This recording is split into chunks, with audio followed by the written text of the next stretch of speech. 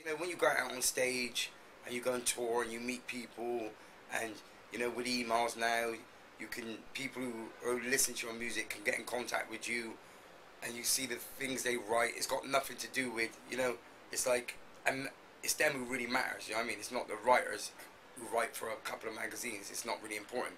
So when you see like kids, young, old, mature, different walks of life, way of life, you're doing it for them.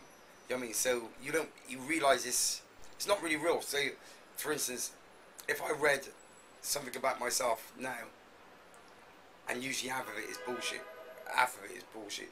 But if I read something about myself now, as soon as I put that down, I walk into a different world. I forgot about that in 10 minutes. So it's not really, don't really mean anything. It's disposable, you know. My music's still going to be there when the magazine's faded and gone. As I got older, I've kind of thought, you know, like even with Cross the Bear on my album, I don't like that song, but I had a feeling there's going to be people who will like it. Wow. And who will like it a lot, but I just don't see it. And I see there's a vibe there, but I can see people who are not into what I'm into being into that song. That's interesting. So I put it on there and kept it on there purposely, because it's like, I know there's going to be people who are not really into what I'm doing who are going to like this, because I don't like it personally, but I know there's going to be people out there who don't think the same way as me, who are going to really appreciate it. Right. And the ego thing is a very dangerous thing to play around with.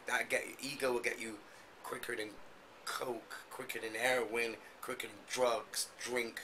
You know, in this business, it's all those things. You know, you got cocaine, you got heroin, you got alcohol, self-abuse. Everybody knows what they can do to artists.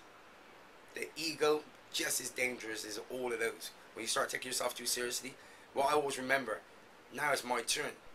And one day, no one's going to be interested in what I'm doing. And it's going to be someone else's. There's going to be a new Tricky. There's going to be a new kid that someone's talking about. And I'm going to be a has-been, an artist of back then. I'm going to be an old school artist. And I might still have people who are into doing what I'm doing. But the interest is not going to be there. Every dog has his day. So it's just your turn now. Appreciate it. And better hope you've got something else to go on to. Because you can't stay in the limelight. You can't stay a now person. You can't be the in person. You know, when I'm 50, you know, you know, whatever people think about me, or if people say I changed the face of music, that ain't gonna matter. You know what I mean? It's gonna be someone else who changes the face of music, or what people write about. So you can't really take yourself too seriously, man. You gotta have fun. You gotta feel like you're lucky. I could be out there doing construction work. I could have a job, right, where I get up 4, 5 o'clock in the morning and work on the road all day. That's a hard job. That's a hard job. Now, I go around the world doing press and playing shows. So, ego don't come into it. I'm like little things, I'm noticing little things. I come out of a studio. I went to see my friend in the studio in London the other day. And he does electronic kind of music. And he's an all-night guy. And I went to a club.